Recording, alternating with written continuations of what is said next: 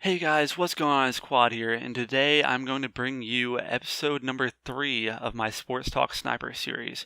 So, first off, I want to apologize for not uploading for, I think it's been 4 days now. It's because I've been really busy with school and stuff, and I'm just now starting my spring break because we had our midterms this past week. And as a communications major, my problem isn't really having too many exams. I only had 2 exams, and both of them weren't within my major. They were for gen ed and stuff. But I had a lot of projects and stuff, so that's all I'm going to say about that. I had a lot of projects to work on, so I wasn't able to make any videos within the last couple of days. But that's why I'm bringing you a video right now. I have today and tomorrow to play. It's Saturday right now. And then I'm going to be going down to Florida for spring break, so that'll be pretty fun. I'll try to have a few videos to be able to post while I'm on vacation so that you guys still have videos to watch. So anyways, let's jump into a game here. I mentioned that I was going to be doing the Sports Talk Sniper a little bit earlier, like I was planning on having it be right after the NHL trade deadline, but it's been about a week and a half since that, and that's just because I had other stuff coming up that I wanted to make videos about instead, like the variety map pack being announced and stuff of that nature. So since I haven't really had a chance to talk about it, even though it's been like well done in past, I'll talk about the NHL trade deadline. Since NHL is one of my favorite leagues to watch, I figured that I'd mention some of the stuff that went down for that. If you guys don't know, the St. Louis Blues, which are my team, you can see I'm wearing a hat for them right now, they traded away one of their star defensemen, Kevin Shattenkirk, and that's mainly because he was on the last year of his contract. He would have been an unrestricted free agent come this offseason, and we really couldn't afford to sign him, and we would have been better off allocating the money to a different position that we're a little bit more thin on. So that's why we traded him away. We traded him to the Washington Capitals for a late first round pick, and we traded him with a goalie for a AHL centerman, and I think we got like a 6th round pick along with it. So it's mainly just Shattenkirk for the first round pick is the main part of that deal, which isn't really bad for either side. The Capitals are one of the teams that are really likely to win the cup right now, so they want to make their final push before they get Alexander Ovechkin going past his prime and other people like Braden Holtby and Nicholas Backstrom going past their primes too. So it makes a lot of sense for them to make this move, even though they are unlikely to be able to sign Shattenkirk to the long term afterwards also. Another big deal that happened during the trade deadline would be Ben Bishop going to the LA Kings.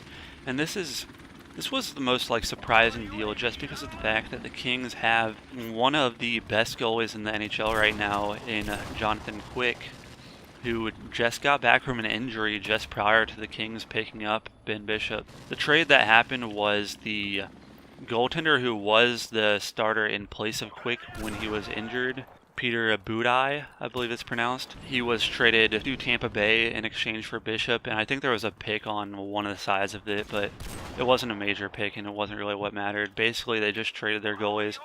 And the big problem here for Tampa was that, hey, just hit a quad feed. That's nice. But the main deal that happened there was they really just wanted to exchange the players for each other because the expansion draft is coming with the Las Vegas Golden Knights, the brand new NHL franchise. They're going to be picking up a bunch of players from all the other teams. If you don't know how the expansion draft works, each team are limited to protecting a few of their players.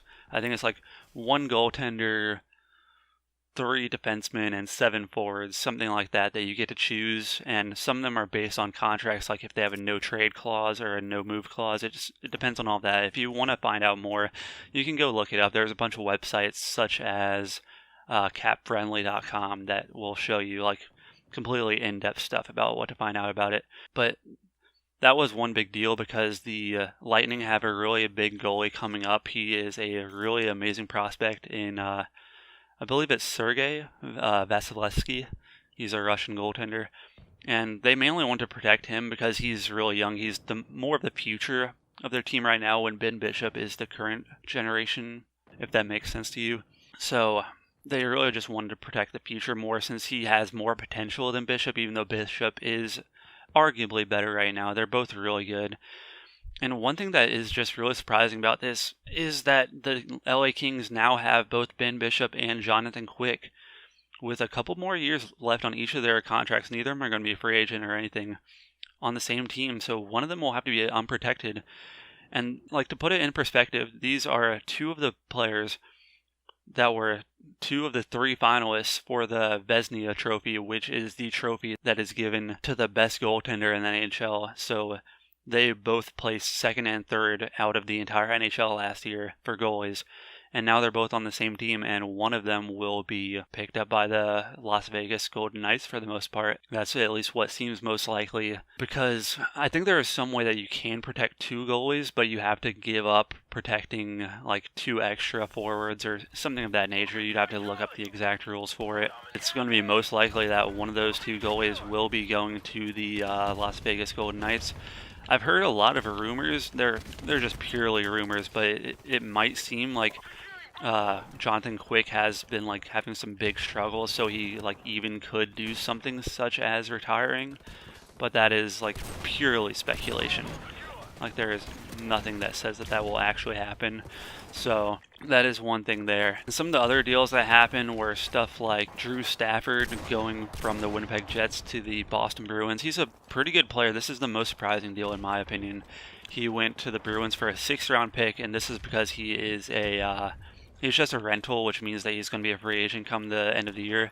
But a 6th-round pick for a quality player, even for a rental, is a really good deal. And I'm just going to quickly name off all of the other like major trades. I'm looking up right now just because some of them aren't coming to mind for whatever reason right now. There is Mark Streit. This was a really weird one. He went from the Philadelphia Flyers to the Tampa Bay Lightning in exchange for Valtteri Filppula, a 4th-round pick, and a conditional 7. And then the Lightning traded him to the Pittsburgh Penguins, who are the pure rivals of the Flyers, for a different 4th-round pick that's 1 year later. So basically, the Lightning gave up Valtteri Filppula, a conditional 7th-round pick, and they moved their 4th-round pick 1 year back to be able to move Streit from the Flyers to the Penguins for whatever reason.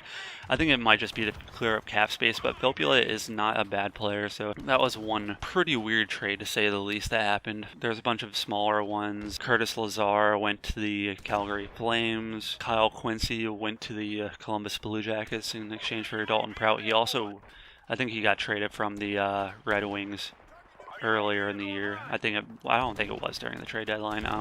Jarome Iginla went to the Kings in exchange for a conditional 4th-round pick.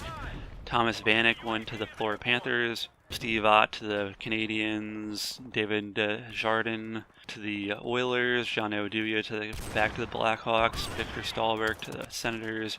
Brendan Smith to the Rangers. Alexander Burrows to the Senators. Jordy Ben to the Canadiens. Brian Boyle to the Leafs. Martin Hansel and Ryan White to the Wild. Thomas Yurko to the Blackhawks. Patrick Eaves to the Ducks. Ron Hainsey to the Penguins. And those are really the main big name trades that happened.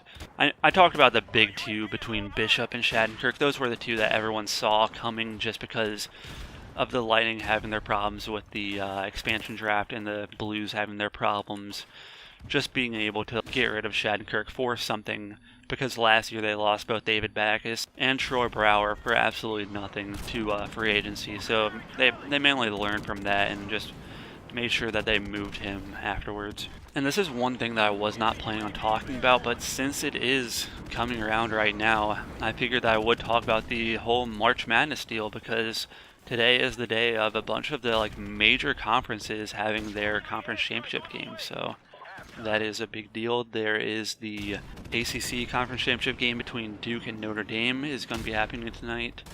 There is the Pac-12 championship game going to be happening between Arizona and Oregon happening. I think the SEC is tomorrow. I think that might be the Big East happening right now between Creighton and Villanova. It's either the semifinal or the final. Yeah, there's nothing saying that, but I'm guessing that's what the situation is there. And I think the Big 12 might be between Iowa State and West Virginia. I think that's their championship game there too. So tonight is the eve of Selection Sunday, I guess you can say. I really haven't been keeping up with basketball that much this year, which is usually not the case for me. I usually follow basketball a little bit sooner than I have been this year. I guess it was just this past week I was so busy with schoolwork and stuff. Like I mentioned that I wasn't able to watch any of the conference tournament games. So like prior to last night, I really wasn't watching any of them. That's really one reason why I haven't been able to watch it too much. There was UNC versus Duke last night. Duke ended up beating them by it was somewhere within the range of like 10 or so. UNC wasn't able to come back in that game, and that's a pretty big win for Duke. But one thing that I've always thought about that is it wasn't really that big of a deal because both teams were locked into the tournament. Basically all they're doing is playing for seedings, which is a big deal in that aspect. Because if you're a 5 seed going against a 12 seed rather than a 1 seed going against a 16 seed, you're a lot more likely to win your game, or lose your game if you're the 5 seed and win your game if you're the 1 seed. Since a 1 seed has actually never lost, but honestly I think within the next couple of years it could end up happening. Maybe not this year. I'll have to see who the 16 seeds are, because that's really more of it than anything. It's not the seedings, it's just who the teams end up being seeded. And within recent years, I think it's 2 of the 4 16 seeds have to do the play-in game, which means that they have one more game under their belt. It could be a good thing or a bad thing. It could mean that they have played more recently, so they're like more warmed up, or it could mean that they're more tired because they just played a game. It just depends on what happens with that. They usually give them like a day of rest, so the tired won't really mean as much, but all the teams did just play in their conference tournament, so it won't be that big of a deal regardless.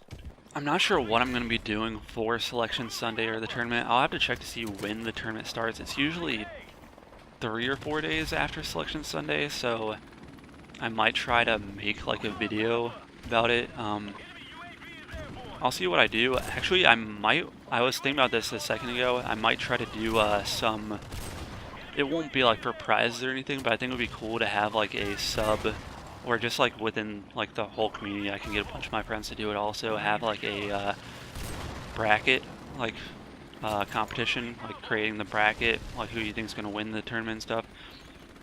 That'll be really cool to do. I'm not sure when the tournament is starting though, so I might have to do it while I'm on vacation. I might just make a video like this at the hotel and just use like a old gameplay that I have over it. So I might be making a video or 2 while I'm on vacation. It just really depends on whether you guys want to see that. So please comment down below if you would like to see me do some bracket challenge for the tournament within my subs and stuff.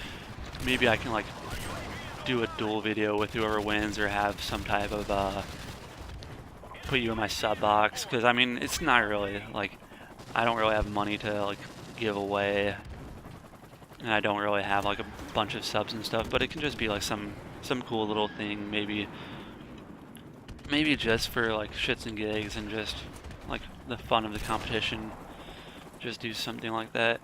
So let me know if you want to see it just like for the hell of it or not. And the last thing that I'll mention, I've watched the last 30 laps or so.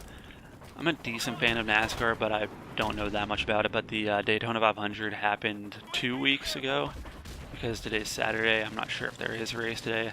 I'm not gonna act like I followed it a lot, but they did have the Daytona 500, which was a pretty surprising ending. Kurt Busch winning his first Daytona 500 after the people that led majority of the race running out of gas, being Chase Elliott, and Kyle Larson had a pretty good showing prior to running out of gas also. So that was a pretty big deal.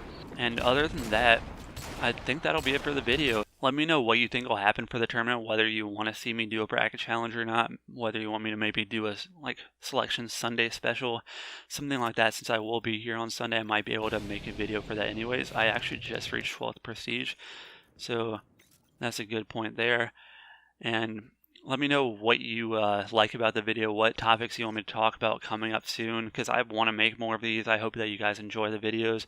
If you do enjoy the videos, make sure that you hit the like button. If you want to see more from me, whether it's Sports Talk Sniper or other series, make sure that you please hit that subscribe button. We just hit 100 subscribers a couple days ago, and I'm trying to grow the channel even more and more, trying to build off of that, so please make sure that you do that. And anyways, that'll be it. I hope you guys enjoyed the video. This has been Qwad, and I'll see you guys later. White girl problems, better back in autumn. Every gift I try to get her, she already got them. Messing with the TA, wonder what she taught him. Work her way down, literally to the bottom. Where are all my best friends? How can I ignore